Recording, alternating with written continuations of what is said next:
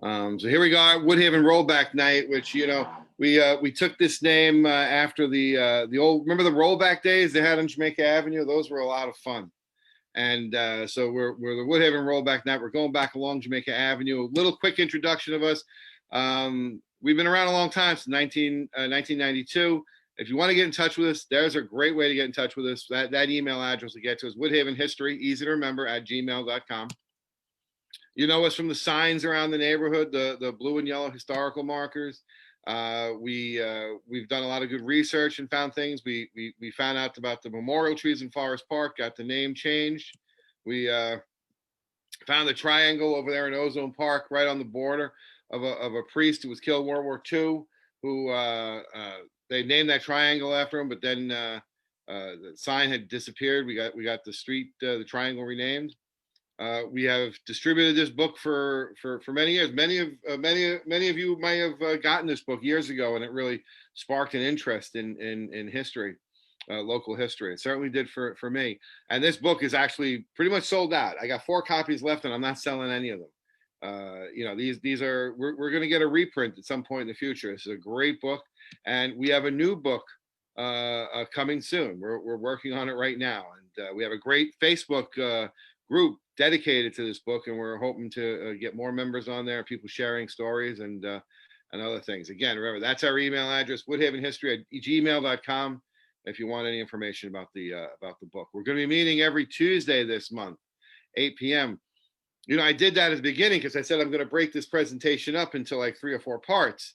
What I didn't realize was that there was actually 5 Tuesdays in December. So we got 2 more, December 15th, December 22nd, to round out this long presentation. And I don't know if we'll be up to doing anything on the 29th. We'll see what happens. That's why I put a little question mark down there. And this week's guest right here is Jeff Lewis, and he's joined us. He's watching right now. We'll be bringing him on in a few minutes.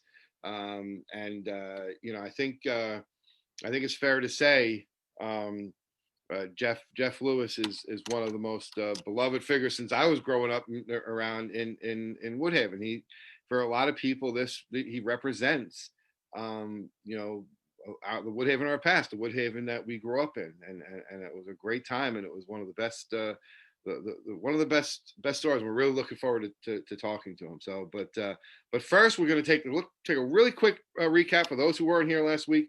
This is going to be lightning fast, but we also have some updates too.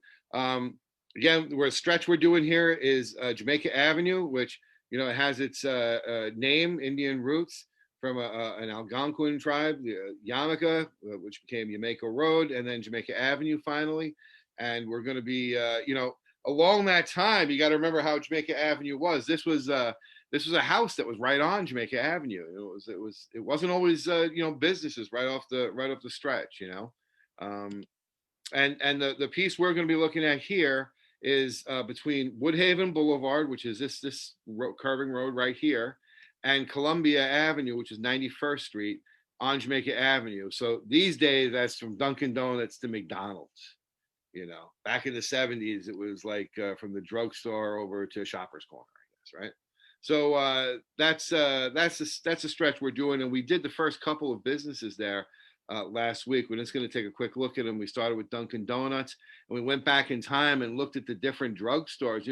That was a corner for a drugstore for many, many years. Going back to like 1912 maybe. Up until, I guess it was like the late 80s or early 90s, a very, very long time. There was always a drugstore there. And we have an update on one of the drugstores that we profiled, Minarzik. That I found out that's how you pronounce it, Minarzik. I was saying Minarchik last week. This is the place that had the orange automobile that made deliveries. This is the Rexall store. When we were growing up, they had the Rexall drugstore, but this is like the original when it was a drugstore. And when we did research on this place, one of the interesting things we found out was that the drugstore owner, his father, Charles Minarzik, he was a member of the cavalry, and he was one of the last surviving members of the cavalrymen who went to the scene afterwards of General Custer. And so it was interesting that place you would say, look at that corner place where Dunkin' Donuts is right now and say, hey, that had a connection to General Custer. And one of our friends Helen Day of the Richmond Hill Historical Society dug up a picture of Charles Minarzik in Ancestry.com. So there he is, the old cavalryman whose son, and he used to work in the store right there, the drugstore. So that's a picture of him right there, and there it is. Here's a photo of Charles Minarzik. You see there's the pronunciation. 1850 to 1923, born in Germany, died in Brooklyn, buried in Evergreen Cemetery. He was the father of Charles Minarzik, died in 1963, who was the druggist. And that's cool. It's always nice when you get to see a face and put a face to a story. So we want to say thank you to Helen. Thank you for getting us that nice picture and adding on to what we have. And that was the corner that went Dunkin' Donuts, drugstore, Haven Value, Rexall, Liggett, Minarzik, and then around 1916, it looks like it was a fruit store. Prima Pasta was always known as Carlos Pizza when I was growing up. Carlos Pizza, their corner slices were the best. And this goes back, it was great. There was a delicatessen there, a butcher. I'm sorry, that's right, a butcher. And Joseph Young, Smiling Joe Young was his name, as you can tell by the picture there. This is a character. He was a lot of fun. There was cars going after him and people, taking shots at him. This is also the home upstairs lived Arthur Engels, the queen, the queen, the king of the Eastern hurdlers, and that was his name. He set records at Madison Square Garden. He was famed for running around the neighborhood and everything. He was killed in World War I. His name was on the monument outside the American Legion there, but he lived on top of the pizzeria there. So it was it was Joe Pizza, then Joseph Young, butcher. And then the next place, well, it wasn't too much interesting there. Some delis and stuff like that. Going back, Murray's. We looked at Murray's. We're going back along. I'm speeding through this because most of you saw this last week, and we did send out the link. You can always watch it. We record these. At least I think we're recording this one. Anyway, here's the lineup there. Going Murray's, Posner's, going back all the way back to the beginning. Rollins. Remember the Rollins, the women's dress shop. So Carnival House, Rollins, Murray's Plus, Singer, Magner and Snedeker was a lawyer's office. That's an interesting one because of the name Snedeker. That was an old name in our history. This place, this is really interesting here. Brown's Jewelers. Everyone remembers Brown's Jewelers, and this was we had good fun here. And one of the pictures there. Look at this picture of this place here. This is a Pfeffer jeweler. So this was a jeweler before it was Brown's. It had a great sign up there. Look at that. Look at that watch hanging down from it. You don't see stuff like that anymore. It's beautiful. Absolutely beautiful sign. And this was a picture we shared of Brown's Jewelers. This is from the Leader Observer. And I love this picture because, we were all probably in there a couple of times. And when you look in there, you see it. I mean, it looks, it's amazing the memory it brings back. This entranceway back here, where the clock is and all that, and all these glass cases and everything. It's really, really remarkable seeing this picture. Well, take a look at what take a look at what Angela did. Angela did a great job here. She colorized the picture, and she's got a really nice touch for it there. So it's really nice. That was how we had it last week, and now look at that. That is nice. That is very, very nice. Nice color shot there. And that was the lineup we did there. We were able to bring back Pfeffer Jeweler in 1914 and Brown's Jewelers. I don't know when I keep trying to remember when Brown's Jewelers closed, but I mean, I'm going to guess it was in the 90s sometime. So it was like 80 years that you had a jeweler there. And the funny thing is, as long as Brown's Jewelers was there, that's how long Pfeffer's was there. Pfeffer was there a long time. And this guy Pfeffer, he was involved in the community. He was the president, not president of the bank, but he was on the bank board of directors. And we had the Woodhaven records and tapes, the head shop. And going back before that was Wilkins, confectionery luncheonette. And we had this great picture here of of Wilkins, and so many people remember Wilkins fondly and talk about it well. And look at what Angela did here. Look at this. This is great here. Just very, very. I really like this one now. It's you know, sometimes if you color it too much, it's gonna. This is really just look at that car over there. It just comes to life over here. This car and the sign and everything. It's a beautiful, beautiful job. So thank you, Angela, for that. That was really nice. It brings a lot of life My pleasure. It's really fun. It's like color by numbers. That's great. And looking through here at that location, you know, people remember where the where Wilkins was. People remember where the video store was and everything. Um, and you look here and you see a Woodhaven Records and Tapes. But look here, right here, you see Lewis of Woodhaven in here. You see Lewis of Woodhaven in here, and that's because we found this. You know, we found this ad in here of Lewis of Woodhaven. You know, it was during Easter, so maybe they just rented it out to have extra space, because it has two addresses down here, but you've got the 9205 and then the original 9034, and it's got the same phone number there. So really interesting. So by that that's our Lewis of Woodhaven connection on this presentation. Except we're going to be bringing on our guest here in a moment. I just want to show a couple pictures here. Look at this picture of Lewis of Woodhaven. In those days, a sign that said Lewis Cut Price Store, and this is from the 1941 tax photo collection. You know, if you go online and you go to 40s.nyc, you can just, you know, you can poke around and you'll see all the old places here. And let's get a nice close up look at this. You know, you see Lewis is there, and it's in its early days, and all stuff in the window. How much would you give just to be able to walk through here? I love seeing like the brooms over here hanging and everything. It's just a great photo of a store. Really, really very, very, you know, early days. Again, this picture is somewhere between like 1939, 1941. I think they took those pictures. And this is great. This actually this comes from like probably the mid 70s, early 70s, probably 73, 74. I found this, it's like a business card. It was in one of these school books where, like, you know, businesses would take out an ad and put their business card. And here's Lewis of Woodhaven, but it's this little space underneath Lewis of Woodhaven where it's got this it's like got the slogan, this motto. And I don't think there could have been a better motto for Lewis of Woodhaven. Here it is: we sell everything. That is just fantastic. It's a great slogan. I love that every time I see that. You've seen Lewis's in artwork. Madeline Lavallo did this painting, and I know a lot of people out there who've bought copies. I've got a copy of this in my hallway, and we're gonna get Madeline on here one night and show some of her artwork on here and give a little special attention to some of her Woodhaven artwork, including this one. She tells a great story about painting this one. The people who actually commissioned this are in the painting. They're in the painting, and you know, anytime you come across photos of Lewis of Woodhaven, you look at it and you just wish you could just walk back in there, and you know.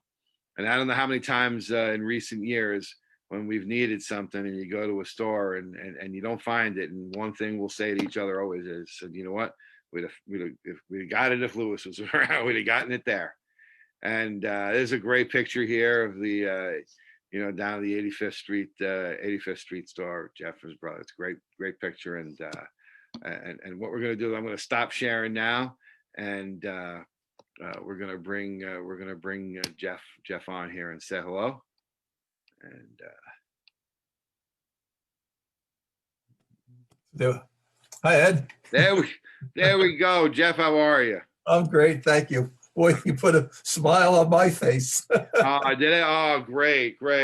Thanks for taking time to come see us. It's always a pleasure talking to you. So I got to start off by asking you a question, because, you know, I always ask this of people too. I always ask them, okay, what was your favorite Lewis of Woodhaven? Did you like the one by 91st Street? Did you like the one by 85th Street? Which one was your favorite? Well, my store was 91st Street. So okay. Of course, I was partial to that. The way it broke down, my grandfather had started this, and he had two sons, my father, Larry, and my uncle, Julie. And originally, everybody was in the 85th Street store. And then I guess sometime in the 50s, there was a Grand Union we're at 9034, and my father decided to go down there and open the Mhm. store down there. So that was my dad's store, my store, Right. on the 90th Street. Mhm. Oh, that's great. That was my favorite one. It was the one. Well, I would hope so. So, but like I think and when we've talked, one of the things I don't know a lot of people really realize is that you're really truly a Woodhaven kid. You grew up here. I was born here. Yeah. The Wyckoff Apartments, you're right behind where my store was. Mhm. I was born just before the war started, and my parents lived in the Wyckoff, and I grew up there. I was there till about maybe 13 or 14 years old. All right. Went to the old wooden school, PS 60. Right.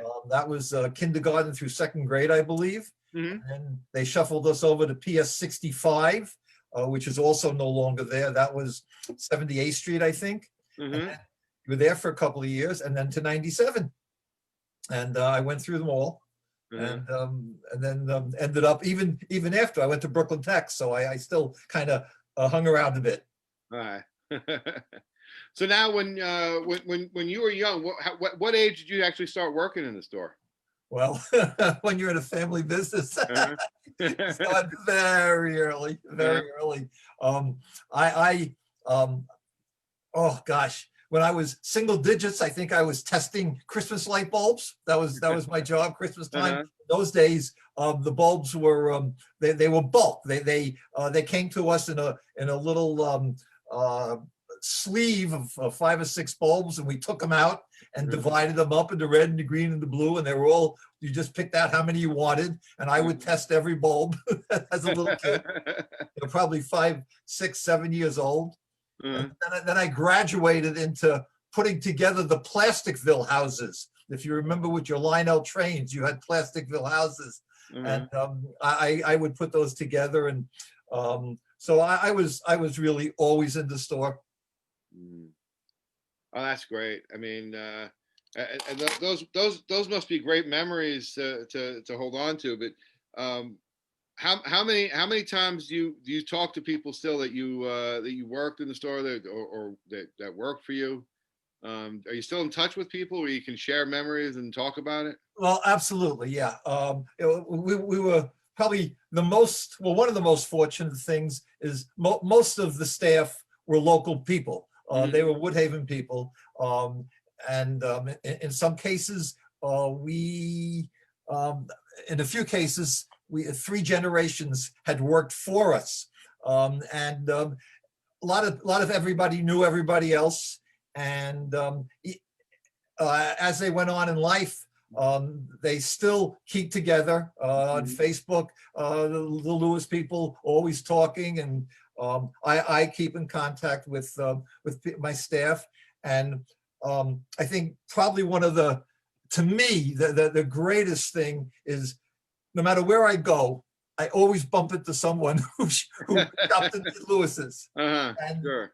And a smile comes on their face, and a smile comes on my face, and we worked hard in the store. We worked hard in the store to see to it that everybody in Woodhaven was taken care of, and everybody appreciated it. And now it just keeps coming back, and it's just, I can't tell you what a great feeling it is to talk to people, still get a smile out of somebody's face when it comes to talking about Lewis's. Oh, that's terrific. I mean, listen, we go through it all the time. We just went through it like about a week and a half ago when we were unpacking our Christmas stuff and getting ready to decorate our tree, and it was like we're finding Lewis's bag and things with Lewis's sticker. We still got unopened stuff that we still have the Lewis sticker on, and those things we're looking at them. We don't want to take them out of the package. It's like we want to save it. It's my wife, she was born and raised in Curacao, an island in the Caribbean. And I remember a bunch of years ago, we were down there visiting with her family, and we're on the beach, and I don't know, just behind us there were some Americans, young a couple of couples, and they're just on vacation, and they're talking, And one word led to another, and I hear someone say, where I live, we have a store that is the most amazing place in the world. And my ears pop up because, Yeah. and then I hear her mention my store, and Wow. and it happens wherever we go. It's wonderful. Sure, I can see that. I tell you, listen, my grandmother used to come from Scotland to visit us, and she'd bring like a case, like a little case with her, and she did a lot of shopping on Jamaica Avenue, but she loved going into Lewis's. She and my mom, what they loved about the store was the all the thread and needles. That was the aisle they went through all the time, where they had all the thread and the needles. The woman who took care of that department in 90th Street store. I mean, if I had a picture of her, she was something right out of, let's say, a 1940s picture. She wore a smock, Right. and she had glasses with the chain on the glasses, and she was with us, oh my God, for forever and ever and ever. And she kept all the rickrack and all the zippers and the buttons and the needles and everything all lined up nicely. Oh, now tell me, what was when you were young and growing up and you started working there? What was Jamaica Avenue like? Well, it was, I guess, like most of America, it was a very different place. In the early days, now remember, this is pre big box stores and pre malls. So the neighborhoods had to have a large variety of stores. And Woodhaven, like almost every other neighborhood, had all kinds of stores. It wasn't just all 99-cent stores. There was a time when it was all pizza places, but there were all kinds of stores. There was the millinery shop. I don't know if you remember where the millinery shop on the corner of, I think maybe 90th Street, right across from Orthopedic on the corner, I believe. And I remember she had those her hats she had on a wooden stand. She had the hats with the veils, and there were endless butchers on Jamaica Avenue with the sawdust on the floor, and you had a furrier, and you had just all kinds of stores. So it was, and the street was busy, and it was a whole different place. It was an exciting place. It was a different place.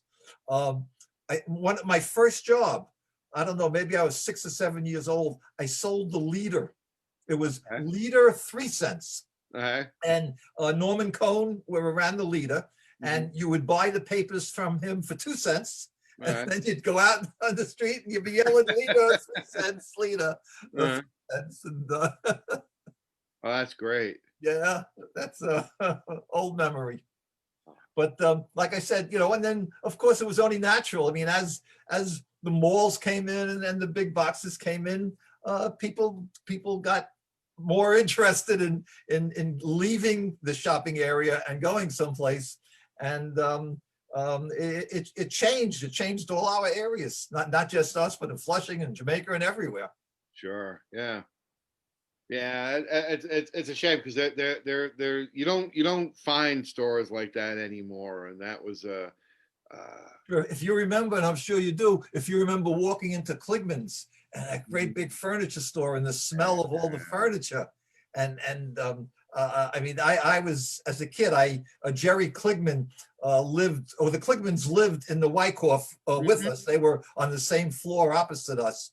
And so we knew the family, and we were in and out of there all the time. And it was always just, again, the smell of the leather, the smell of or going to Shankin's. That was the linoleum right across the street from the 90th Street store on the corner was Shankin's. Right, where McDonald's is now. That's right. He had linoleum and flooring, and there was a certain smell that excited you in that place also.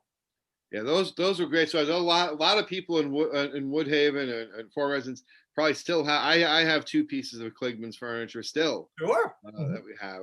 It was really good quality stuff. And if you ever went there and they didn't have what you like, when you went downstairs, they had like a whole lot more stuff, you know. So you bought your furniture at Kligman's, or we had a line of knockdown furniture, and somebody once told me that their house was decorated in early Lewis. Talking about like going down to the basement in Kligman's, I remember one time we were looking for something. I got two great Jeff Lewis stories. One of them is when I needed a swimming pool, one of those little kiddie pools.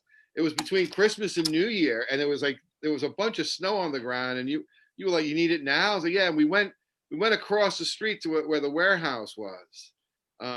We went over there. We didn't come there. We just had to be passing by. And my wife said, "That's Jeff." And we went over there, and you actually went to the back of the place. I was looking around. I was like, oh my God, this place has everything. And you got all the way up in this thing, and you look down and you say, hey, what color do you want?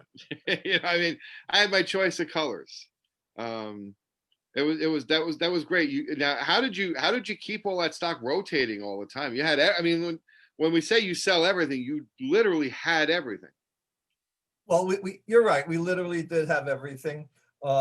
And it was a way of life with us. So I don't know if you, Christmas time, right after Halloween, we'd start to tear the store apart because we needed about a third of the store for Christmas. Yeah. And we had a formula. This department went underneath there, and someplace else went up there, and whatever. And tear it all apart and get all the Christmas goods out, and then it was over. Bring it back to the way it was, and then we had to decorate for Valentine's Day or Easter and all that kind of stuff. And it was something that was passed on from my father to myself, and then we did it. We rotated. The stuff was up to the ceilings, and it was just merchandise everywhere.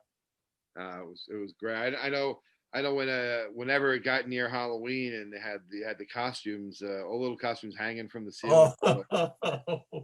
We hated that. Really? Did you? What a mess. That was like the most exciting thing when you were a kid, looking up all the costumes and But I have to say, again, getting back to the employees, to the staff that we had, again, local people, local Woodhaven people, but amazing people. I mean, they really worked with us, and they knew that we lived for the customers, and they also, it was, they were not surly when you came into the store, because they knew you, and they wanted to take care of you. And it was the most wonderful of relationships. I mean, I think back, and I just think I'm the luckiest guy in the world to having gone through all that. We were so much a part of so many people's lives in Woodhaven, and my staff also was part of it, and everybody. They knew everybody. It was really a wonderful party.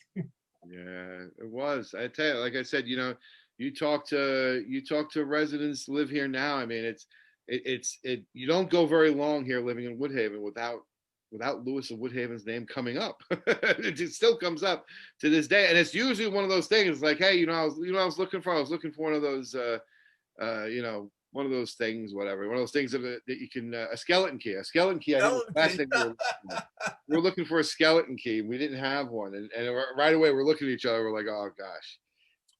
I saved a whole bunch of skate keys that I have in case you ever need one. Okay, great.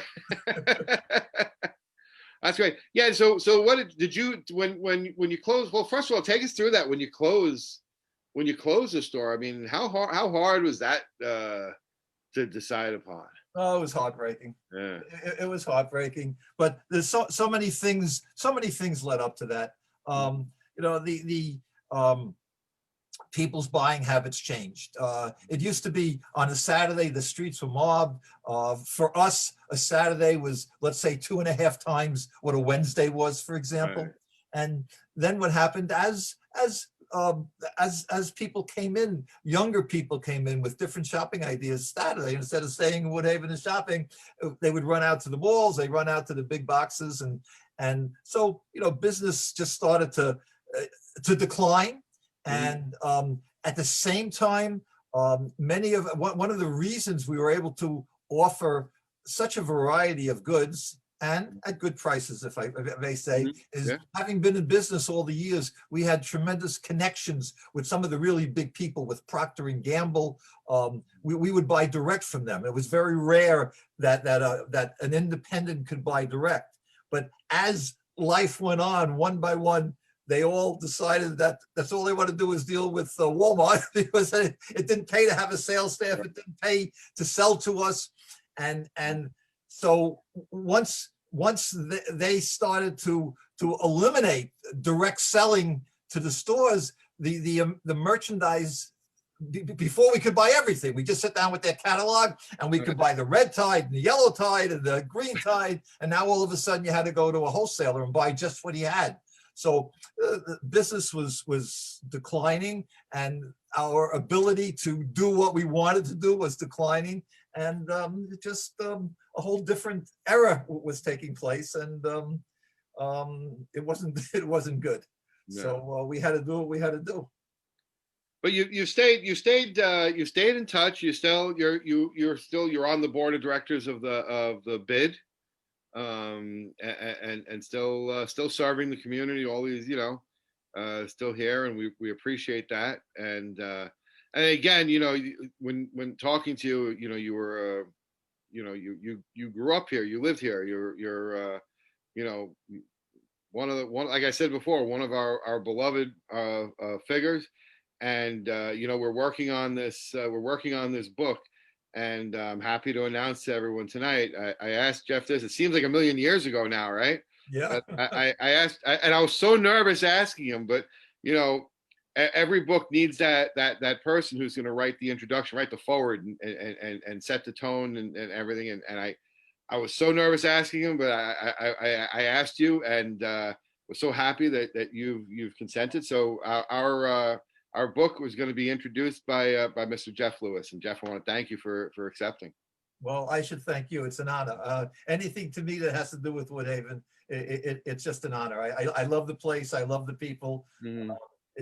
When I was a kid, my grandmother lived in the Bronx.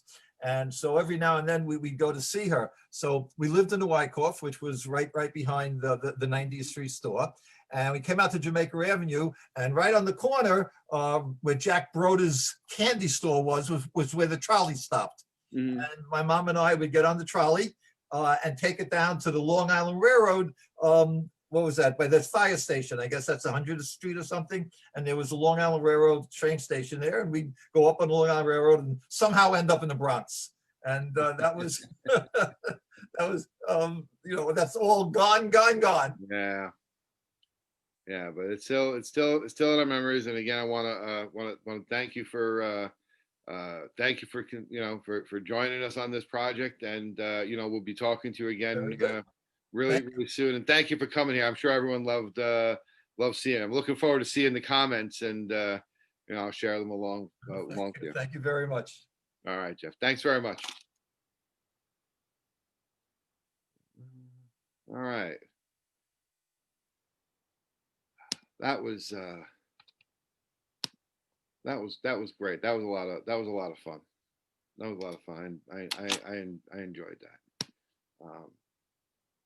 Jeff's a really great guy, and he, it's funny because when you talk about a place like Lewis of Woodhaven, not being around, it's not just the store, it's just the whole way of things. I know I worked on Jamaica Avenue too. I worked at Phil's Cheese and Cold Cuts across the street from there, and a lot of people I know worked on the avenue. It was just that was it. The avenue had a much deeper relationship with the community then, because it was a source of employment, a source of income, and then when you went into businesses, you weren't doing business with I weren't doing business with strangers. You were doing business with with your neighbors, So anyway, I want to thank Jeff for that. It was great hearing that. So anyway, so we're gonna move on to the to the next stretch here of Jamaica Avenue. We got some interesting things here. This is a store that's been closed for a while, but this is what it was when we remember for most of our years, the Woodhaven Bake Shop. And this is from the 80s tax photos, which unfortunately are a little, unfortunately, they're a little, fuzzy. They're not so good. But here we have a little bit of a better picture. And this is from we were showing bits of this picture last week because it's got so much in it. It's from an American Legion mark. I just put it out this place here, the Woodhaven Bake Shop. It's kind of how we remember it back like in the 70s and 80s. But this Woodhaven Bake Shop went back many years. And again, these ads from the leader, which you heard, Mr. Lewis talk about just before with that he sold the leader. That's great. That's a great piece right there. But he this is the paper that he sold, the Leader Observer. This is still still our community paper.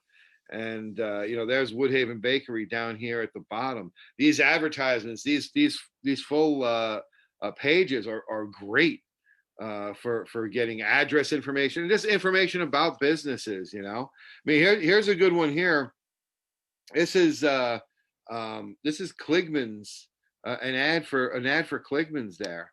And so this is from 1956, this ad. And it's showing right here, this is Kligman's 11th anniversary sale. So, if you do the math, right, now you have a year of when Kligman starts. And that's how you do the research. That's why these ads are so valuable. But here we have Woodhaven Bakery down here. Hold on.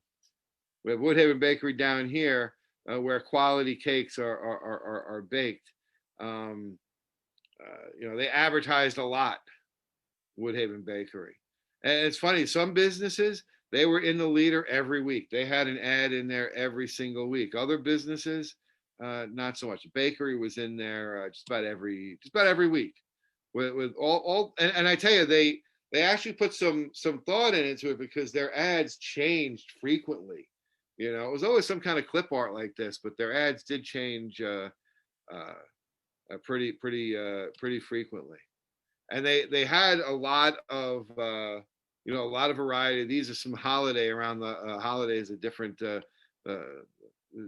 pastry rings and butter cakes and all the different things that they had. Here's a nice picture.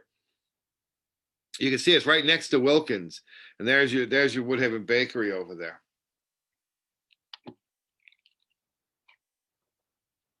These tax photos, these 1940s tax photos are beautiful. You get to see a lot of detail, and if you really want to geek out about this stuff, you can come and you can look at the you look at the top of the buildings and you look at the design work, and you look all these years later and you'll see a lot of it's the same. You'll see some of that coming up. There's a close-up of that same spot. A couple things I like here. I like this guy leaning out the window. I like these little stolen moments from 1940s where people come over and take a look out the window or look at the photographer or something, and there he is captured. He's on presentation. Here it is 80 years later. But what I really like is I like this sign sticking out here, the Woodhaven Bakery. The font looks like very very fancy, almost like a German type font. Woodhaven Bakery. There it is. There. It's from another picture, another angle of it, and it's got this this little covering over it, which I didn't see before, and I'm wondering if there's lights underneath there. That would be really nice. And I see something that looks thin here. Could be a wire. I don't know. Be nice to see that lit up at night. Before it was a bakery, going back to the 20s or the 1910s even. It was called the Economy Market, and you can see the prices there. Shoulder reveal 25 cents, rib roast 38 cents. This so we're able to trace this back. Most recently was a flower shop.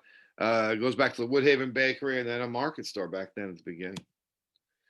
Okay, now this one is going to get a little complex, and we're going to have some good complex things coming up before we get to the end of this block. But this is currently Baby Blue, which is a clothing store. But most of us remember this most recently as Tony's and the Seven Brothers.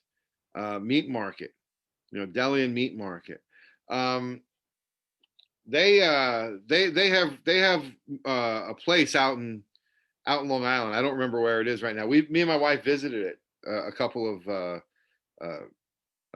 months ago, and we went in. It was during the pandemic. We had to, there had to be, we had to wait. They only had a certain number of people going in there, and it was really nice. But when you go in there, if you look them up on Facebook, they have a page. When you go in the store, they have lots of pictures of their store, inside and outside, and pictures of Jamaica Avenue. It's a lot of fun when you go in there. You'll end up finding yourself spending a lot of time in that hallway looking at the pictures. But there it is. Look, that's a great picture. And I'm guessing this is like the grand opening. It's the grand reopening is when they expanded. You see grand reopening right here, and there's flowers. This is a picture I'm gonna post it on Facebook. I don't know this picture. But anyway, here we go. So here we have the here we have, and this is another great old picture. These pictures float around Facebook. And I don't know who owns these pictures. But you have right here you have the record store, 9205. Remember, we were looking at it. There's the Woodhaven Bake Shop that we were just looking at, right? And then the next two stores were 9201, 9117. Let me go back here. See, 9201, 9117. So if you remember, right across the street from this is 92nd Street, the one that goes up where Carvel used to be over there, heads up towards PS 60. So on this side of the street right here, even though the address is on this side, 9201, you got to remember it started up as like 92, whatever it was, 15, 17, something like that, down by Dunkin' Donuts. And then it moved down. So now you get to 9201. And then the next store starts 9117, because now it starts heading to the next street. It gets split up, the addresses here, because of 92nd Street across from it, because there is no 92nd on this side. So that's interesting. This store here, Baby Blue and Tony's, actually had two different addresses, and you see them right here. You've got Tony's Meat Market when it was just one place, and then you've got the 7th Avenue Express, the clothing store, which was next to it. So Tony's expanded into that. Tony's used to be just this side over here, and then I know I'm beating this point to death, so I'll move on. I'll move on. There's 7th Avenue Express over there, and I like this picture. I really love this picture. Because here you get to see all right down to the drugstore, Carlos, Te Amo store, Murray's. I don't know what was in that time, but over here, the fruit stand, then you got the record store, the bake shop, Tony's Meat Market. You see all this, but here's this van over here, and it's beat up, and someone has spray painted the word "ouch" on it. That's a great little detail in this picture. That's a good one. And again, you've got here's you see the expanded sort of the 9117, 9201. So over here, going down a little bit, before it was Tony's, before Tony's Meat Market. You got to remember, when I show Tony's up here, it's just the one store. But in this store right here, before it was Tony's, you see over here. It's very, very hard to see, but it's Carl Amer. It's Carl Amer. So it was, it was a butcher, it was a pork store. And then you see a little comment in here talking about Carl Amer was helping sponsor a concert up at the band shell. And just see, anyone who wants to know, you see this. Growing up, I always thought this was called the Seufert band shell, but it's Seufert. It's how you pronounce it, Seufert. I give you that information. Now you have it. Seufert band shell. And here's a store before it was Carl Amer's. Here's a store here. You've got Merkel's, and again, it's interesting, but it makes a lot of sense. A lot of these stores kind of stay the same. That's why you have a drugstore in the same place for 70, 80 years. That's why you had some of these places, a deli or a butcher, because they've already got all the equipment. They've already got the layout for it, a pizzeria, things like that. So this is Merkel. So between before Carl Amer, before Tony's, you had Merkel's. And look at this, bologna and liverwurst, 59 cents a pound. 59 cents a pound. What year is this from? Let's see. Hold on. Do I have the? I apologize. I thought I had the year on this. I'll find out. It's at the end, but I should have it in here. My apologies. Okay, no, just curious Yeah. because 59 cents. I made up a number and I put 1979, but I'm sure it's older than that. The 59 cents in 1979 would be $2.23 Oh, yeah, adjusted yeah, for yeah. inflation today. Yeah, this is sometime in the 50s, I believe. Oh, gotcha. Okay, let's try 1959. Uh-huh. And let's see. Oh, it's $5.24. So that Yeah, makes yeah, more okay. sense for All bacon. right. So, when I started working at Phil's, bologna and liverwurst were $1.49 a pound. That was 1980. Well, yeah. So here we go. June 26, 1941, Merkel's Independence Day. Um, so we've traced them back pretty far. Again, this meaning that for about 50 years at least so far, there's been a butcher in that store. And actually, here's an interesting little note. We found this right here. Merkel's opens new store. So Merkel's actually moved to that spot because they used to be where Woodhaven Boulevard is now. So they were on a store over there, and then when Woodhaven Boulevard got widened, their building was being torn down. So they say here, Merkel's Quality Meat Products opened a new and larger store this morning at 9201 Jamaica Avenue. So they had been there they had been in Woodhaven for a long time, and here it is. Here's Merkel's right here, pork stores. And again, this is where I got that nice shot of the Woodhaven Bakery sign over here. And there's our pork store, and we're gonna take a closer look at Merkel's.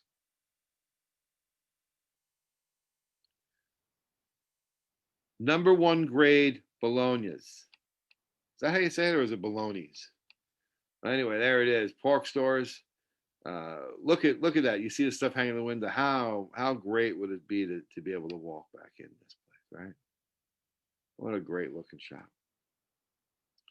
And now this is where we're gonna get we get a little bit of some interesting things happen here. We have a store here, Plesser's Men's Shop. Get your straw hat early. It's from 1925. I don't even know where you would go to get a straw hat these days. But Plesser's Men's Shop, and this really interesting line that gets dangled underneath there is the oldest in Woodhaven, right? So I mean, they're saying this has been around. This has been around for a while. The oldest in Woodhaven, Plesser's Men's Shop. I've got a newspaper article about the history of Woodhaven. It was written in like the 1880s, and in the article it starts off by saying we're going to tell you about how Woodhaven was in the olden days, and in 1880 they're saying this. So when you go back to 1925 and you see a store like this and it says, "Hey, it's the oldest in Woodhaven," it's got our interest. And where would you go to buy a straw hat these days if you wanted one, right? And Plesser's goes back, and this is where you start seeing some phrases which some of you may or may not be familiar with. You've got your Toggery. You'll see that in a lot of ads where it'll say Toggery, and Toggery is clothing. Toggery is clothing, and you're familiar with the word because you'll hear it. People will say it. Hey, they'll say togs. They don't say Toggery anymore. They don't say Toggery, but they do say tog. You might hear that. I haven't heard Tog, but I do see, according to the encyclopedia, that Toggery went out of fashion in the early 1900s. Uh-huh. Yeah, yeah, not a word you hear anymore. Yeah, And you then don't and see then haberdashery either, or haberdasher, but that word even exists in Guyana. it's haberdasher is an old one. Again, this is a men's clothing place, and so we're learning some new words tonight. But look, anyone that knew what Toggery and Haberdasher was back then, if they came and saw the record store in the 70s, they wouldn't know what Head Shop was either. So it's all what you know, you know. But Plesser's goes back, and you've got this 1919, and this is when you're doing this research. You know, these ads are your lifeblood. These are what you're going through, and over here in April of 1919, we see the ad for Plesser's. And it says it's a successor to Geller. Okay, so this was the clothing. So it was Geller over here, which they took over. So now we can go back in 1918, and now we're finding Geller's Toggery shop. So again, you know, a lot of times it's because the equipment is such in the case of a butcher or a pizzeria or something like that. But in other times, it's just simply because they come in and buy the stock, maybe. You know what I mean? They come in, hey, my business isn't doing so good, and someone comes in and they buy you out. They buy the stock, they buy everything, and they've got their own business. So Geller's Toggery shop before Plesser's.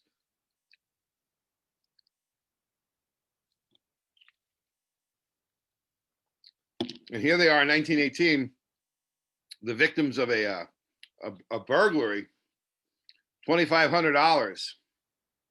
So Angela, can you tell us from 1918 what $2,500 would be today?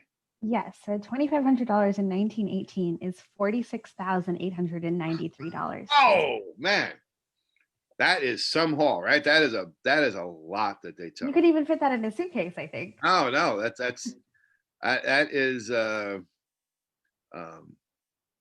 is some story right there. But there we go. They've got a $1 sale. They're gonna have to do a lot of those to make up that $2,500. And there's your Geller's Toggery shop near Woodhaven Avenue. And now, as we're getting now between this spot and 91st Street, you will start seeing this word pop up every now and then. That's the word reliable. And we're going to find out why that word is there, but probably not in this session today. But keep that in mind as a little nugget. Next week when we do the recap, I'll pop that word out because it's going to come up again. And there's a reason it comes up. It's very interesting. So back here in 1917, over 100 years ago, Geller's Toggery shop there on Jamaica Avenue. You notice the numbers are different now because we haven't switched over to the new street numbering here. So now this says 4069 Jamaica Avenue. You know, they have those Steve Morse is one person. I've never met the man. I just know his name from his site. It has a page in which you can go and you can look up. I just have to turn my light down a little bit. You can go and look up street names, the old and new street names, you know, because like they all had regular regular names, not numbers. And they that you can go there and you can see what the old name and what the new name was. But when you want to look up these street addresses there, they don't really have a table like that any place. So you got to piece it together by looking at the old ads and the new ads. And there's one, 4069 Jamaica Avenue, which if we go back, you see 4069 here in 1919, 1918. Geller's is still 4069. And then when we get to Plesser, I'm going back in time here. There we go, 9201. You know, so that's how you can kind of start, and then you can use that to figure out other addresses. So we have Geller's, a Christmas ad here. These are the things you can buy there: gloves, neckwear, hosiery, pajamas, bathrobes, housecoats, umbrellas, canes, jewelries, suspenders, belts, shirts, underwear, garters, and handkerchiefs. That's just one column here. They've got a lot of stuff you can get, and Goes back a long, long, long way.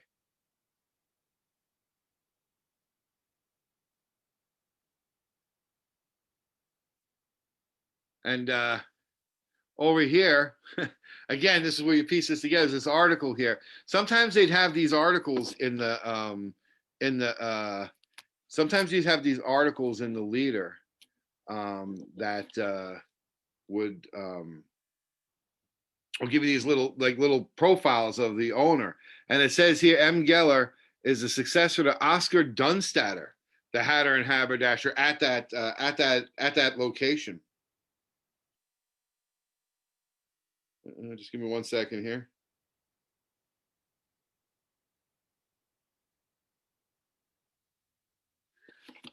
So Dunstadter, and we'll get here and we'll see an ad for Dunstadter. So now we've gone back past past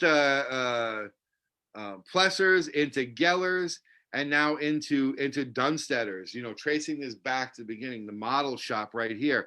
This store here, Dunstadter's, ended up leaving here around this time and moving to Richmond Hill, where it stayed for many, many years. Dunstadter's, again, a clothing store.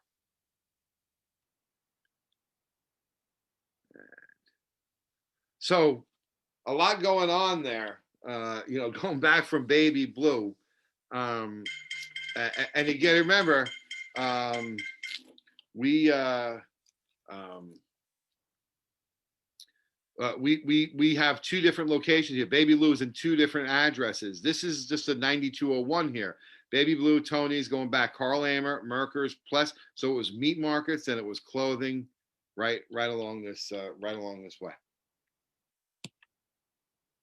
Now we're going to move to the other side of Baby Blue, 9117. Again, this was Tony's Meat Market on this side over here. 7th Avenue Express. Ouch. And here we go. 7th Avenue Express, 9117 Jamaica Avenue, under women's fashion apparel, in case you wonder what they were selling. And now you come here, and this is where things get kind of interesting, because it says Geller's curtains, linens, spreads. And remember, the name Geller's is familiar to us, right? Geller's opens under new management, 1960. But now it's curtains, linens, and spreads.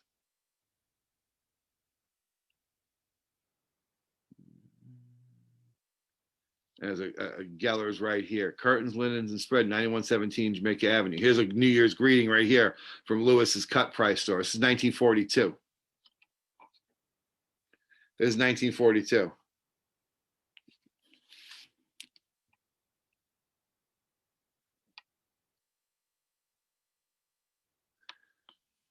A beautiful, beautiful ad up here. And we have Gellens. Maytime is curtain time at Geller's. Curtains, draperies, bedspreads, slip covers.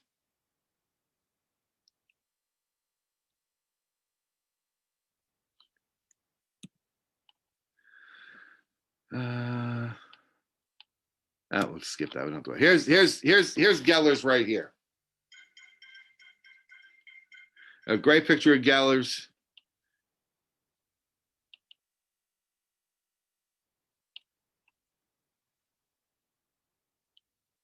And you can see the linens and curtains in here. People waiting to get in.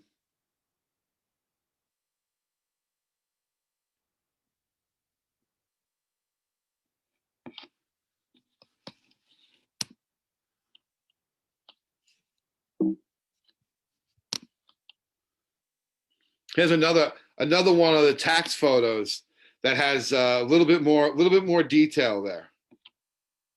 Take a look at that. If you see the word records up there, that's an imprint from the New York City government, the government's page. They don't want you printing it out into a book or something. You know what I mean?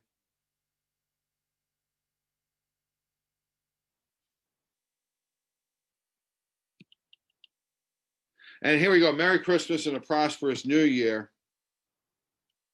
1937, Gellers.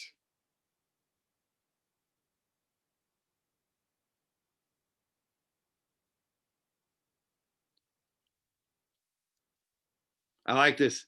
I like this ad with Santa on the telephone.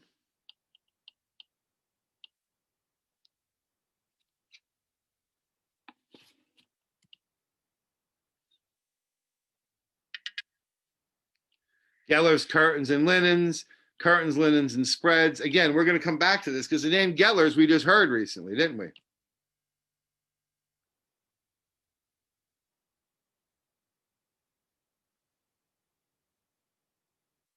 And then going back here, we have it was a clothing store, and it was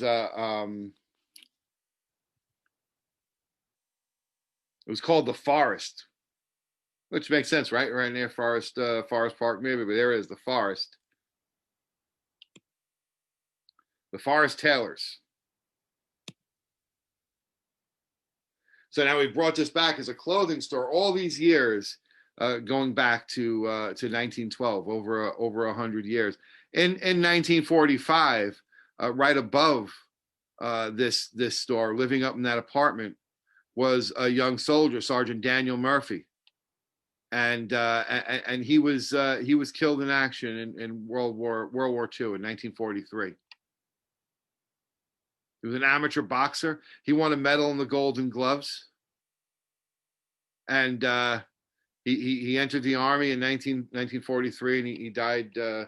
He died just a year and a half after that. And his name, if you go down to Forest Parkway, Daniel Murphy, his name is on there. You know, when you look at these monuments and you see all these names, you know, it's each one of these names is a story. You know, and these are businesses on Jamaica Avenue, but you know, it's also they are also people's homes.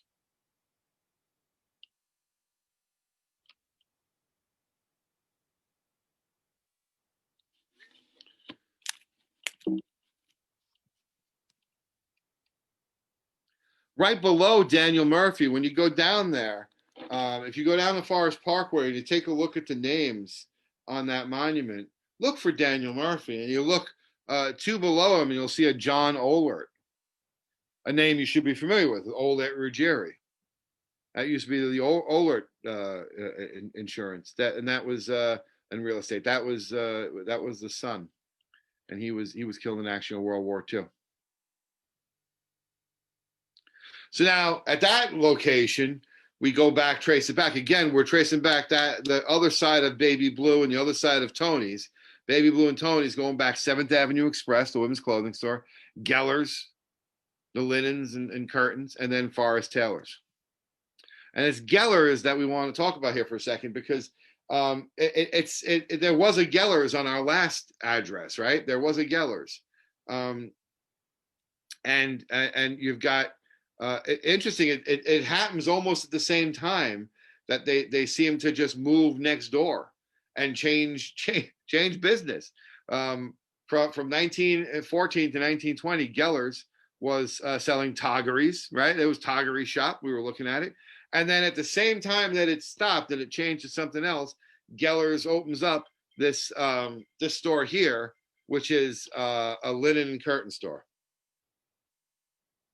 So you can imagine, if this is as confusing, when you're looking up and doing the research on these things and you're seeing the names, it gets a little confusing. It took us a while kind of paste on the timeline, but as far as we can tell, it started off as a clothing store, moved next door, and became a curtain store. And both of those locations right next to each other were Baby Blue, where Tony's Meat Market was. Whew. I can't help it. I get really geeky about this stuff sometimes. It's a lot of fun to go through. The Game Zone now, this place has been closed for a while. We're gonna talk about this. Yeah, you may be blinking at this 1980 RS Army Navy, because that's not where you expected to see it. And you can see down here You've got the Army Navy store down here. It's really hard to see it behind the pole down here, but you've got your Army Navy store down there. So you've got 9201, 9117. Those were the two that we were looking at for Baby Blue and it was Tony's. And now we're going to move on to the next address, 9115, which was the Army Navy store. It's no longer the Army Navy store. That moved. That moved. I tell you something. There was a lot of moving around on this block. A lot of moving around, shifting around. So there's the 80s picture of the Army Navy store. And then we have going back a little bit further into the 60s. Oh, I know. And you know, Mr. Lewis just said how to pronounce it. Schenken. It's a carpenter. He mentioned it at a different location, but they were here, 9115 in the 70s. You know, you see various ads listing them down here. And then earlier in the 60s, that location was a butcher shop, a meat store, Grand Open S&G Meat Company. Look at that whole leg of lamb, 49 cents. Whole chickens, 29 cents. And you get free gifts for all purchases over $5. Homemade Polish and Lithuanian kielbasa, and I don't know, Skilandis. I probably messed that one. A little bit before it, again, still a meat market. J&C Meat Market. Porterhouse Steaks, 99 cents a pound. Philadelphia capon, 75 cents a pound. Roasting chickens, fresh killed, 49 cents a pound. So before that, we have a reference here of a Kohler's Meat Market. Again, you know, sticking with that, it stays kind of the same type of business. Kohler's Meat Market, and here they got hauled here. I can't, you know, these old newspapers are so the way they talk about crime and everything, it gets you into that lingo and everything. So, you know, I'm talking about what their haul is, you know. It's $266 is what they store. He found the back window in the store had been jimmied open and the store is in disorder. Oh no. Investigation by detectives of the Richmond Hill precinct who hurried to the scene, as they used to do, revealed that the thieves had taken $266 from the cash register. The door to the ice box was also broken.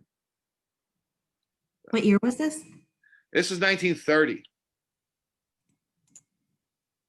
$266 in 1930. $3,974.13. That's a good haul. That's a lot of money. That's a lot of money.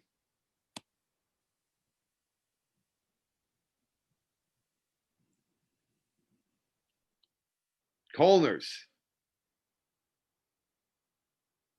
And here's their grand open quality Kolner's meat stores. This was a chain of stores throughout Queens and Long Island and Brooklyn. You can see all the different stores here. They've got a bunch in Jamaica Avenue, but over here they've got Babylon, West Babylon, Amityville, North Avenue, Farmingdale, Rockville Center, Springfield, St. Albans. They had a lot of these Kolner stores around. This butcher. And here it is right here. Here's the butcher store right here on the right. You can see with the bicycle out front.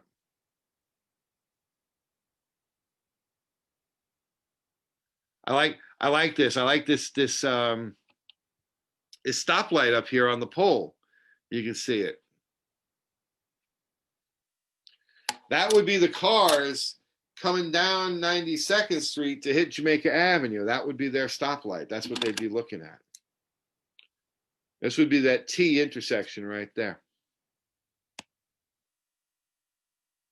And you see meats up here, Kolner's. I like that little bike out front, ready to do deliveries. And there is one Kohlner's left in this world, and here it is. Here, I took this picture off of Google Street View. Kohlner's Prime Meats, the very last Kohlner's around. There used to be one on Jamaica Avenue, as I showed you. And it says here, this is on their website, Kohlner's Prime Meats originated as a chain of butcher shops, variety of locations throughout the Northeast. As the years have passed, our family-owned Rockville Center location has stood the test of time and is the only remaining location. We thank you for your support and invite you to take a look at the timeline of our store's history. It's a great website. If you look them up, Kohlner's, it's interesting. And that's part of it right there, the timeline. Max Kohlner was there, 1940, he passed away, around the time those pictures were taken. Now, before Kohlner's was open, again, sticking with the butcher, the beef thing, I like this, the name of this place here, the North River Beef Company. You see it says up here, right, opposite 92nd Street. And there's our prices right there. Orders promptly delivered. Watch our windows for our daily specials. And sure enough, well, that's the North River. Sorry, never mind. There we go. North River meat prices are down. Butchers and poulterers. Now, that's a word I've not heard before. So I saw it here. You know, I mean, it makes sense. I know what poultry is, you know, but I didn't know that if you were I guess someone that was a butcher of poultry, that you would be known as a poulterer. Word doesn't flow off the tongue very easy, but. No, I guess that's why we use the catch-all butcher now. A butcher. Hey, just a butcher. Underneath it says hotels, restaurants, and institutions supplied. So. Another thief, and this is actually before the what was that? The North River Beef Company. This is when it was a dry goods store. It was another thief here. What did the thief get? What was the haul here? Oh, it was combs and hat pins. Not a good haul, and I don't think there's any way to figure out what they're worth in these days. But here we go. We've got Game Zone. Before that was a jewelry store. Before that, R&S Army Navy. Carpet and linoleum. I can't. Was it Chenkin? S&G Meat Company, JC Meat Market, Kohlner's, North River Beef Company, and Ella Herring Dry Goods. And then here we come to our Army Navy store. Remember, we saw it before, but that was before it moved, you know. And this was the soubrette right here back in 80. And you can see a little bit of the Army Navy store right over here on the right. So what's going to happen here is at some point after this picture was taken, the Army Navy store is moving from this little location here. They're moving over one store right here. And what was there was Dave and Bob's soubrette.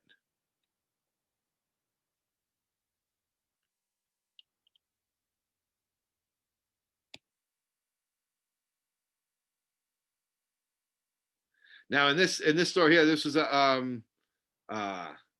was a key food store. There was it was a key food store for a short period of time, and there was a robbery there.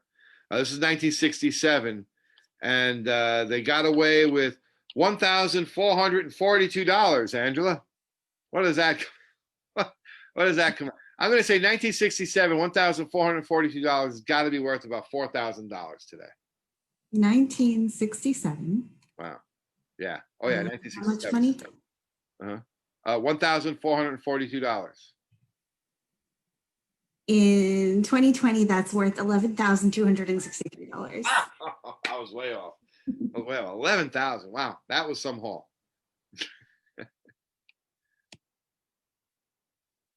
So here we have a a little thing here saying Jamaica store sold. And this is what you're looking for. You're looking for these kind of little clues, because before it was Key Food and before it was Dave and Bob's Souperette, it was a store named Dilbert Brothers, which was a chain store around New York. But Dilbert Brothers was there, and there's the ad for Dilbert's.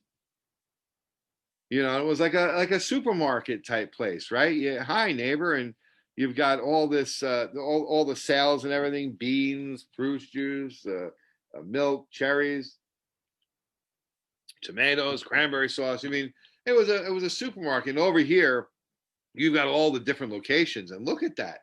There's a lot of locations. Dilbert's was a popular chain of store there, and there's the Woodhaven one right here. But you see Flushing, Jackson Heights, Elmhurst, Corona, Jamaica, Ridgewood, all these ones over here in Brooklyn. And here we go back to 1941 when this store was opening. So this store was opened in 1941. Remember, we're going back in time. So the Dilbert Brothers. It's funny when we see these names in these stores, and you know, a lot of times we'll think back on the stores like we were talking today about, you know, Lewis of Woodhaven, and you know, we're probably be talking about Tony's Meat Market for years as well. All the stores are there, and you know, there was a whole generation of people that, you know, this Dilbert Brothers was their Tony's Meat Market. You know, these places were in business for a while, and they were popular, but that was there. Dilbert Brothers to open in Woodhaven, and here we have the Dilbert Brothers right there. A nice little sign. Right next door to Colner's. And here's the two locations right here.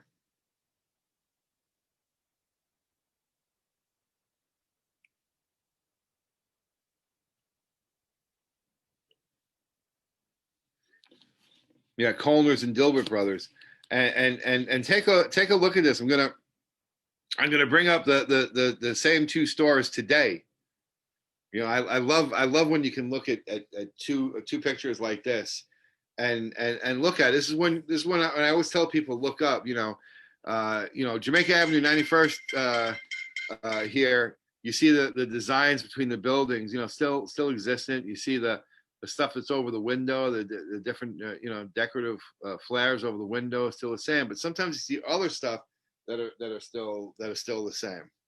And if you take a look over here between these windows, you'll see, like, I don't know, there must have been there was a sign there at some point, right? And you can see some kind of markings there. And we'll look over here on this side over here. It's still all these bolts and everything. They're all still up here all these years later. It's just, I don't know why that kind of stuff tickles me, but it does. You know, when I see those little things there, it just adds like a confirmation that, hey, you know, look at this. These are the same two buildings, you know, many years apart.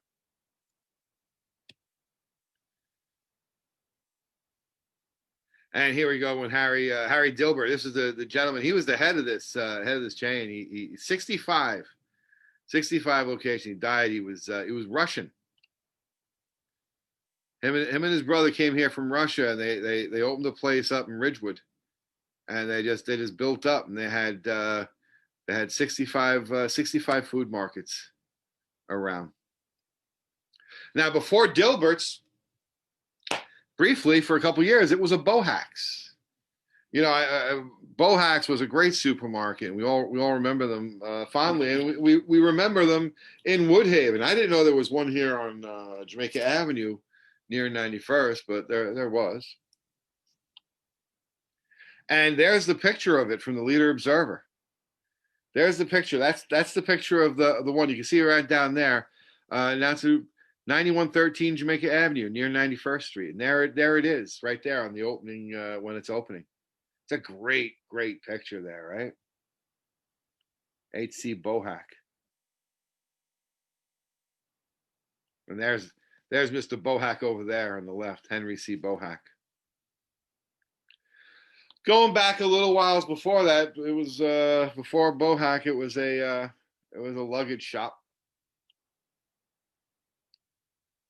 Charming handbags, the Manhattan luggage shop. Easter sale, 1,000 ladies' handbags, $1.98. Manhattan luggage shop, trunks, suitcases, briefcases, wallets, umbrellas.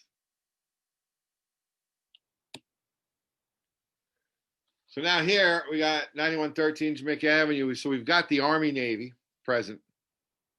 And before that, Dave and Bob Supret, Key Food, Dilbert, Bohacks, and Manhattan luggage shop.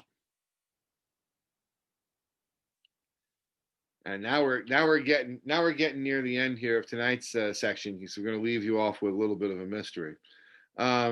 This is when they were working on this place here. They had closed it down. It was Happy Gift Shop was the name of it there for a while. You can see they were doing some construction there. That's what it did look like. I got to get an update picture of what's actually there now, but this kind of gives you just a look of the land at the time. It's going back a couple of years,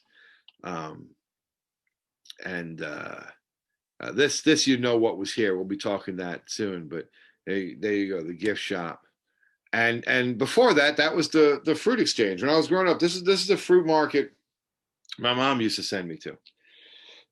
she liked that place, the fruit exchange. 9111 Jamaica Avenue. Love looking through these ads and seeing your name your eyes get caught by certain things. Mondello Bakery,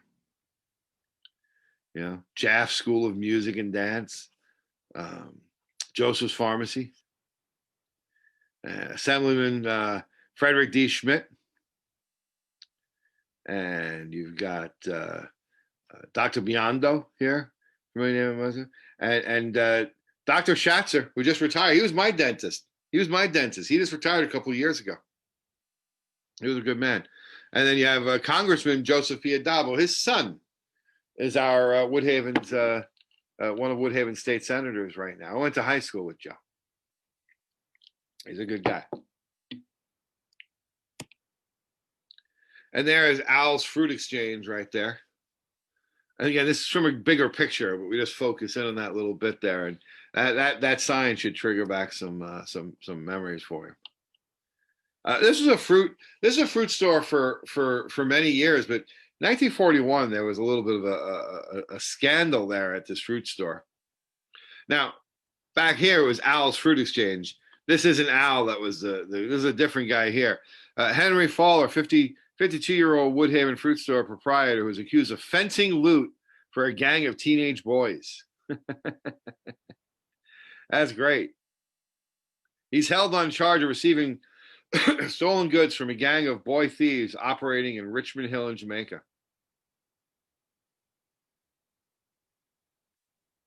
So a little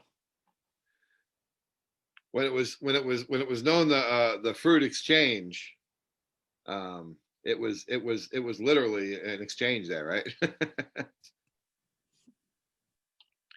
and here we go. So this was in 1941. So this is right around the time, fruit and vegetable store, that this was involved in this little brouhaha, this little scandal.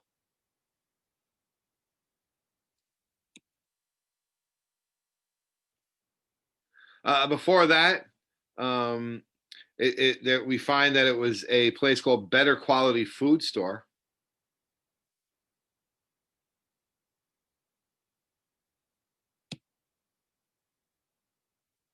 And going back to 1926, it's so was fruit and vegetables, a market, all those years. Again, sticking with the kind of theory that these stores may change owners, but a lot of times they stay pretty similar here. So this is a grand opening in 1926.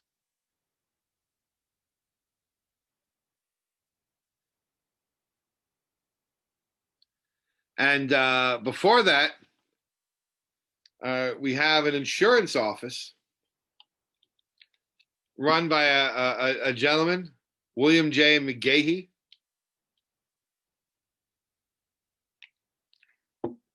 Rather serious looking gent.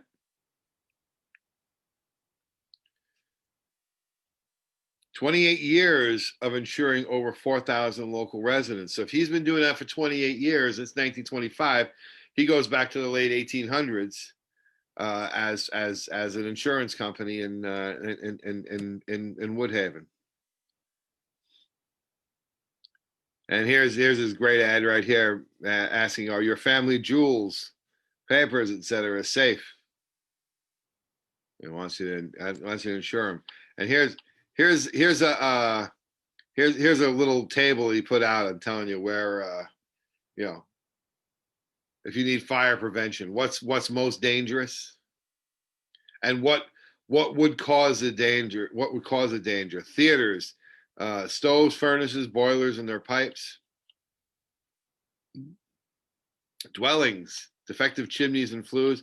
Warehouses, spontaneous combustion.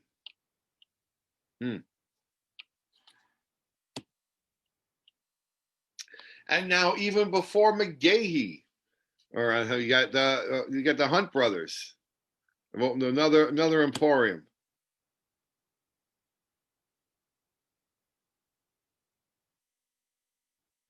And we go back, we've got the Columbia Market. I tell you, it's absolutely, amazing when you just think about how long Jamaica Avenue has been regularly in business.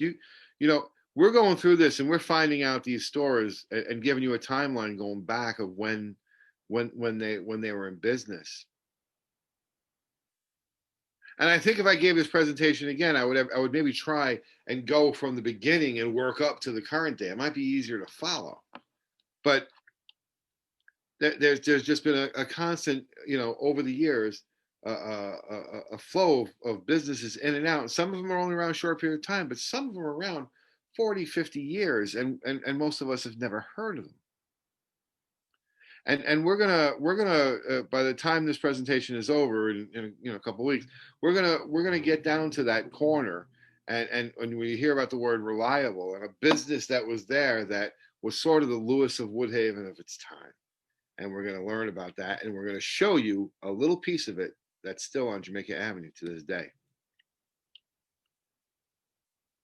And going back, this is a great ad for the Woodhaven Seafood Market at that location. Al Hofflight, that fish.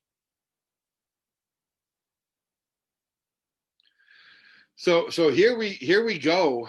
Going back that 9111 Jamaica Avenue, the Happy Gift Shop, Al's Fruit Exchange, Better Quality Food Store. Again, remember they was scandalized one. Woodhaven Fruit and Vegetable Market, William J. McGahee, the insurance guy, the Hunt Brothers, Columbia Market, and then finally Al Hofflight's Woodhaven Seafood Market, the ad with the fish. And the thing is, they also had businesses upstairs from some of these places, and for that one, for a long time, there was beauty parlors upstairs for years. Rita, Marion, Fredericks. And that's where it was, up there over there. And the next property is this one over here, Woolworths, right in the middle of the block. And that's where we're going to stop today. Most of you are familiar with Woolworths. And actually, as we finish it off, this Rollback Night, this sign right here, look at this, like a homemade sign right there for Rollback Days. And you see Woolworths, that sign looking really nice and looking very familiar to most of us. But this Woolworths has a secret. It has a secret, and we're going to get to that. We're going to get to that next week. So I want to thank you for walking down Jamaica Avenue with us again tonight and going in there. I know it's a rough slog, some of it. There's a lot going on there, but in the end, we're going to email, those little sheets with all the little names on it. We're going to email you all spreadsheets so you have all the names and addresses of everything. And we want to stick around for the chat. I'm going to stop sharing here. We're going to turn on the cameras here, and let me stop. Let me stop sharing.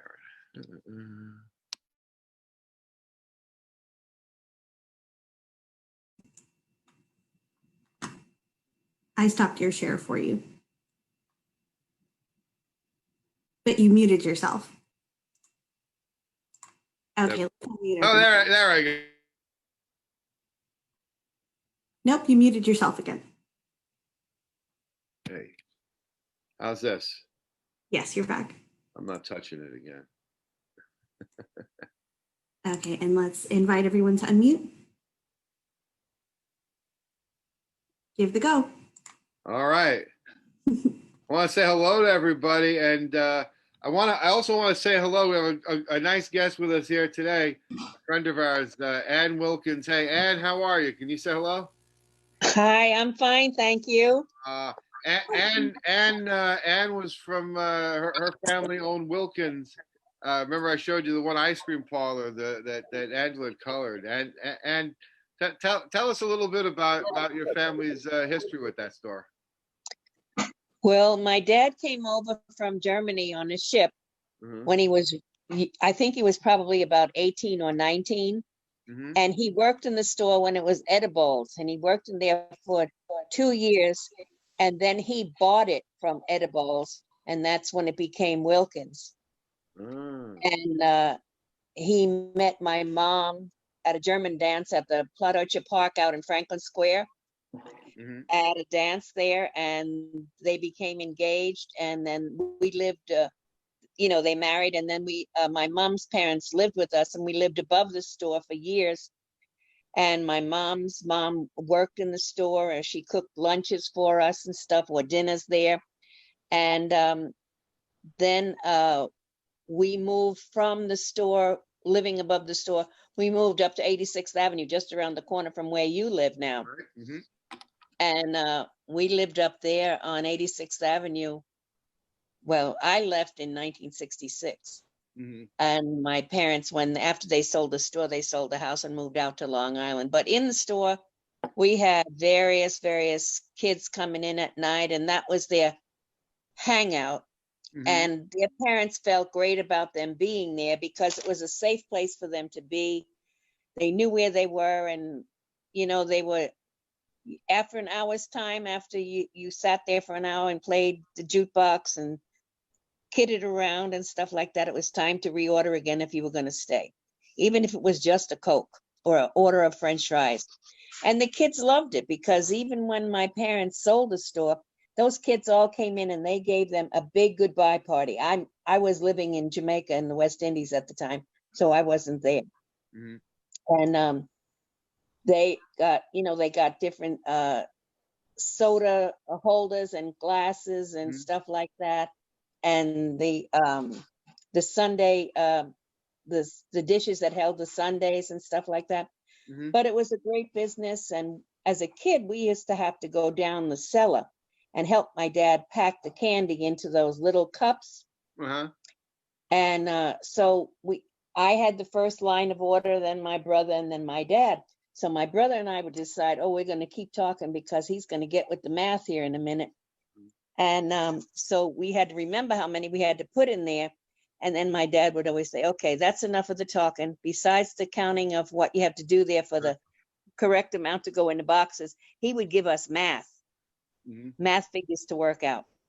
And we said, but we don't have any pen and paper. He said, you have a brain. That's what you're going to use. And I tell you, that helped me out a lot when I got older, because it was easier for me to figure things out.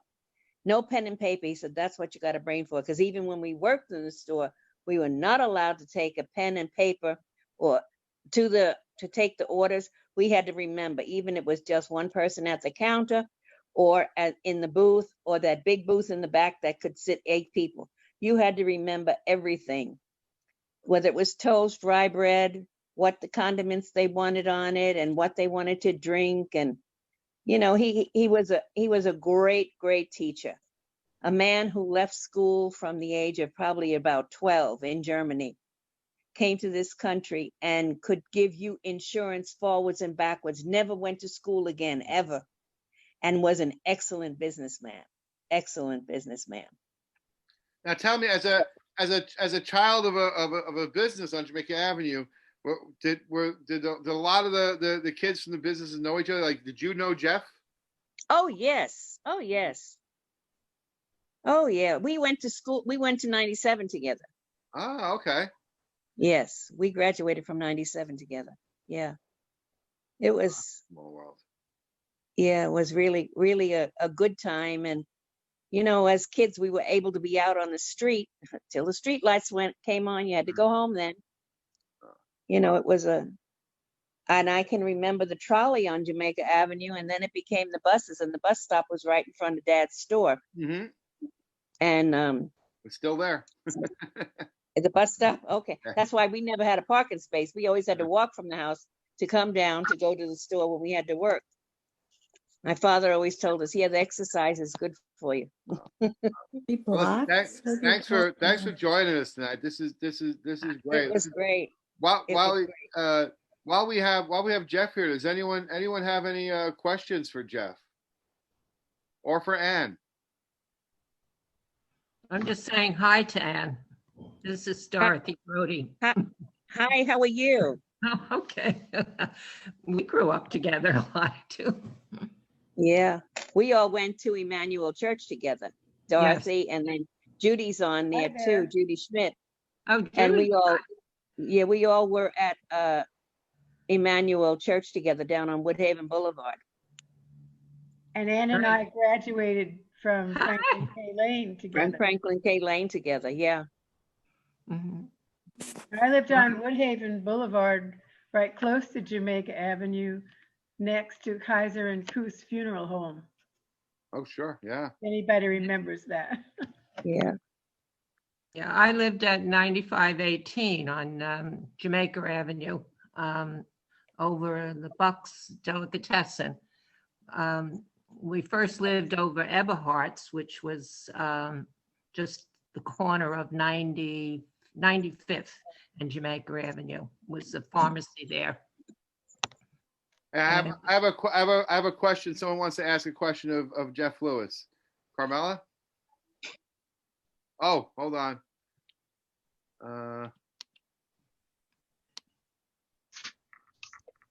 Hi. So Hi. my mom is actually watching on Facebook because my sister put her on a tablet. She's 83 and lived in Woodhaven up until like 2 years ago. We're super excited to see you, Jeff. So she called me during the presentation and wanted to know if you still have stuff from the store that you're willing to get rid of. I have a closet full of things that I'm not going to get rid of. My Corningware and the Silex percolators. She also said that they took down, because of Thanksgiving, she had some kind of 2 figures that they put up that she got at your store. I don't know what they were of, but she said she just put it away. They took it down, and she was excited to see you on Facebook. Nice to hear that. Thank you. Yeah, you know, we live we're on 91st Street, and just you know, a couple blocks up from McDonald's, on the left-hand side heading towards the park, there's Charlie Giacino. He does a great job decorating his front yard for Christmas, for Halloween and such. He's got it all decorated for Christmas now. And when you go there are a whole bunch of the old outside lit up Christmas decorations that come from the Lewis of Woodhaven. I mean, his front yard is like a Lewis of Woodhaven museum. There's a lot of very old stuff in there, a lot of new stuff, but a lot of stuff from the good old days. You can spot it right away.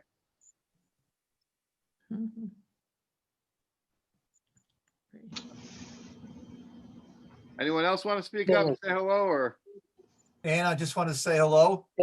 So nice to see Hey, you. Jeff. So good to see you too. You know, your mom and dad, they're an indelible memory. I can close my eyes and picture them behind the counter, and I can hear your father with his accent, Aviel with his accent, and Oh, your yeah. mom, they're bickering sometimes with one another, and just like I said, an Classic. indelible memory. Oh, yeah.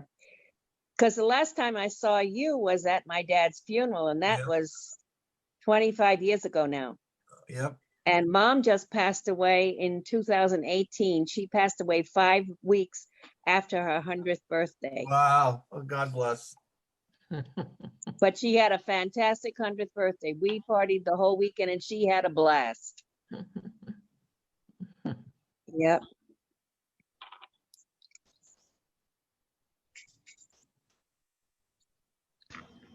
Hey, listen, my other favorite Lewis of Woodhaven story, again involving you, Jeff. We had a mortise lock that broke, and we didn't know where to get it. We went to a locksmith, and we were having no luck. And it was my wife who said to me, she goes, "What are we doing? Just go down to Lewis's." And I was like, "I don't think they're gonna have this because this is a kind of a specialty item, you know."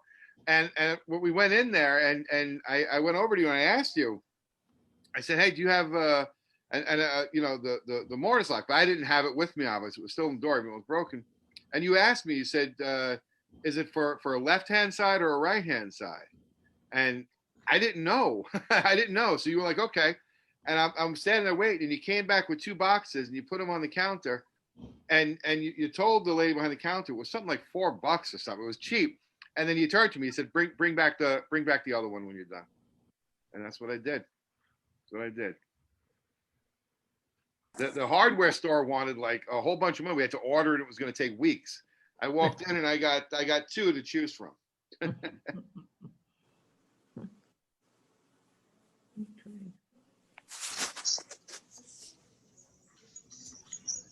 Oh wait, hold on. I got someone else wants to.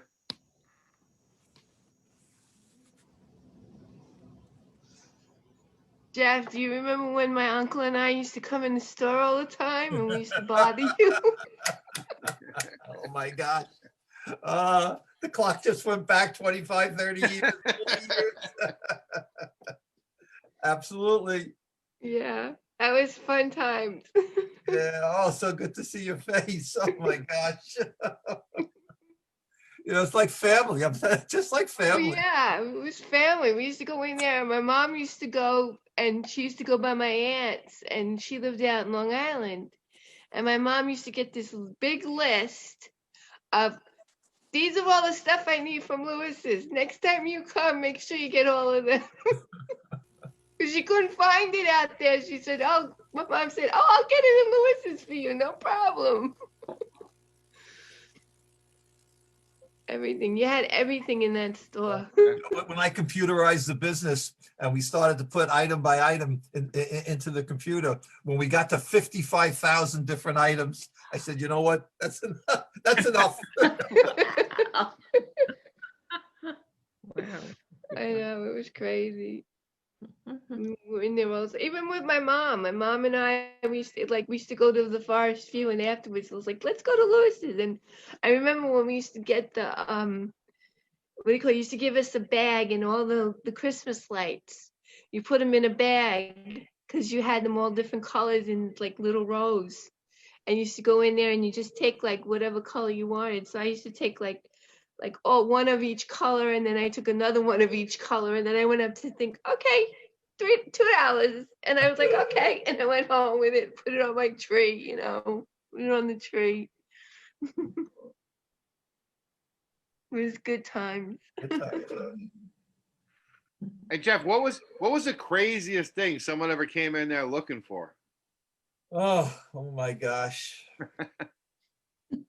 Besides the swimming pool a few days before New Year's Eve. I don't know where to start on that one.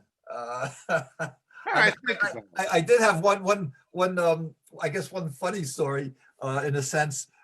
So at one point we became a counter or a shipper for UPS.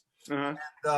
And, so some guy brings a package in and we ship it for him, and it's returned to us. And call the guy up, and I said the package was returned, and he comes in, takes the package, then he calls me up, mad as can be. He was sending beer from where he was to someplace else, which you're not supposed to send in the first place. And he didn't pack it well, so the beer broke. Aggravated with me.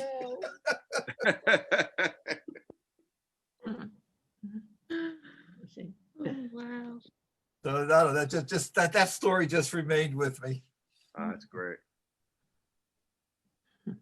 All right. Well, listen, we're gonna wrap it up here. Jeff, I want to thank you, Ann, and thank everybody for coming out tonight. Angela, thank you for being our producer tonight. You did great. Thank you for the color pictures.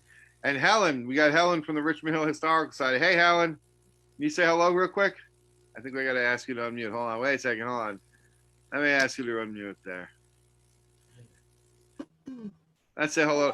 I want to tell you folks, Helen's with the Richmond Hill Historical Society, one of the nicest people you ever want to meet. And Helen got us the picture of Minarzik earlier in the presentation. So Helen, thank you. How have you been? Good. I think my speaker isn't working right though. I don't know. Do I sound like Minnie Mouse? Yes. Maybe.